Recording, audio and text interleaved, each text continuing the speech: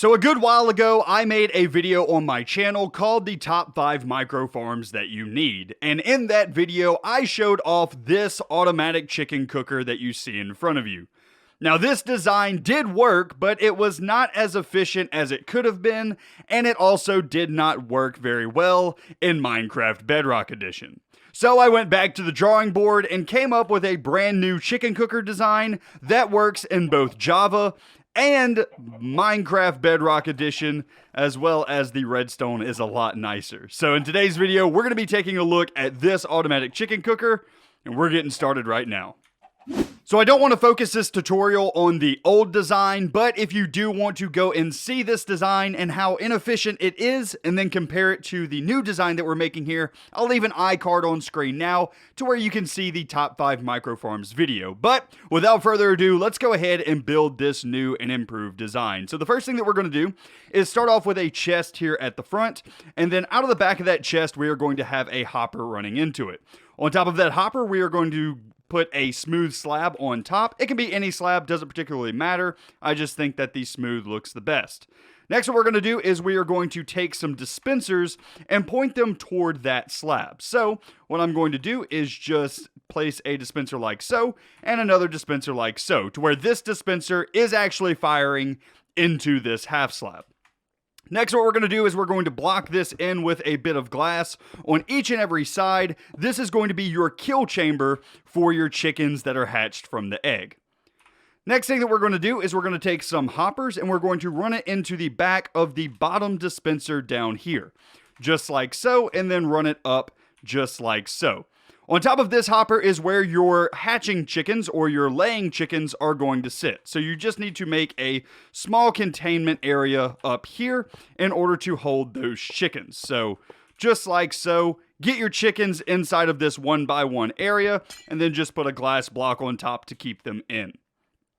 Next is the redstone, and this is where the system is pretty much improved substantially. So what we're going to do is take a block just like so, and then put a comparator on the side of that block like that. We're going to run that comparator into another block, and then we're going to have a sticky piston facing out just like that. On this sticky piston, we are going to place an observer facing this direction with another observer facing the opposite direction. Place a block of any sort right here, and then we are going to place a redstone dust like so. This is going to be a system that is going to automatically fire the eggs out of the bottom dispenser. Now all we need is for the lava blade of the top dispenser to automatically go in and out. So what we're going to do is we are going to place a observer facing down on top of this comparator, just like so. And as you can see, observer is facing the comparator, and we're just going to place a bit of redstone right there. And that is your entire system done. All we need to do is put in our lava bucket. So let me go ahead and grab that. Just like so.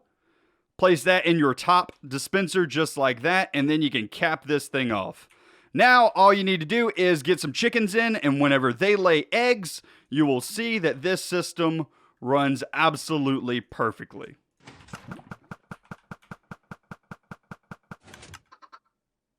So for all of you Bedrock Edition players, I have the exact same system set up over here on the Bedrock Edition of Minecraft. And all I'm going to do is just to show you guys that it does indeed work, is throw some eggs in here. You'll see that all of the chickens start dispensing, the lava blade is on, and then once all of the eggs are out, the lava blade turns off. So you do have a killing mechanism in this as well, and it does work. I've also tested this on a realm of truly Bedrock, and it does indeed work. However, realms are a bit buggy in Bedrock Edition, so you may not have as stable of an experience as I've shown here. So you may have to play around with it a bit.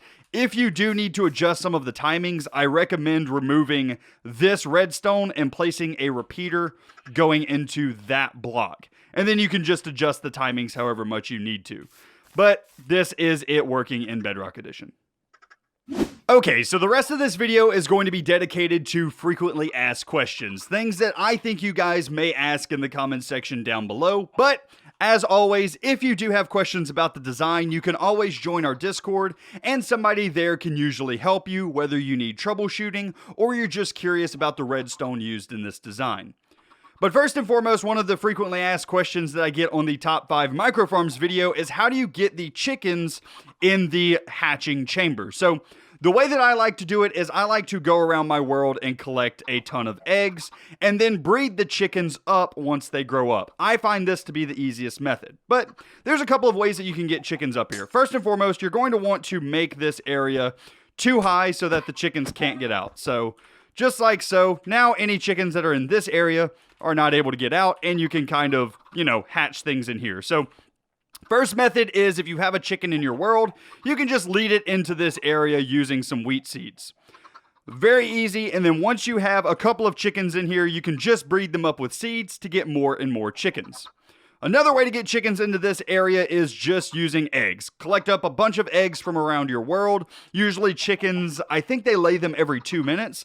So if you find a group of chickens in your world, just hang around there, get a bunch of eggs, and then you can just fill this area with chickens by spamming eggs into this hole.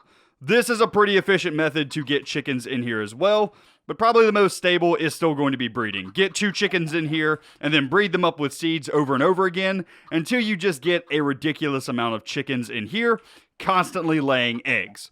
Once the eggs are laid, all of these chickens that end up down here in this area are gonna be killed by fire. Okay, so next let's talk about how this design actually works and some of the improvements that I made to it. So first and foremost, I have a comparator coming out of the side of this dispenser at the bottom.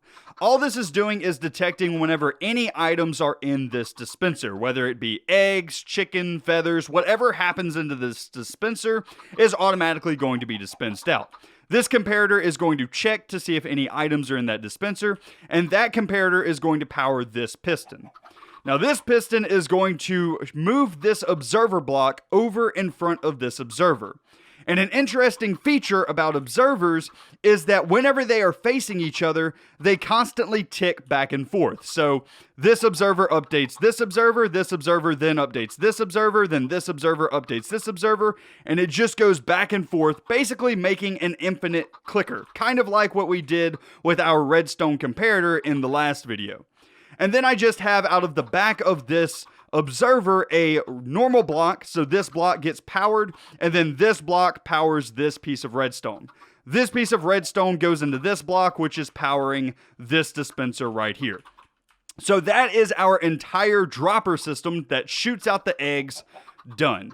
Now for the lava blade circuit. It is literally just an observer facing that comparator with a piece of redstone on top. So what this does is whenever this comparator is active, it's going to update this observer, which will send a pulse to this top block up here, putting out the lava. Then whenever the comparator goes off, meaning there's no eggs in the bottom dispenser anymore, it's going to update this observer again, thus retracting the lava from the lava blade. It's really a simple system for the most part, and I can't believe that I didn't think of this whenever I did the original design. It's also much smaller in footprint than the original design as well, because we've eliminated one entire row here. So instead of it being 5 by 5, it is now a 5 by 4. Doesn't sound like much, but it actually makes it a little bit nicer.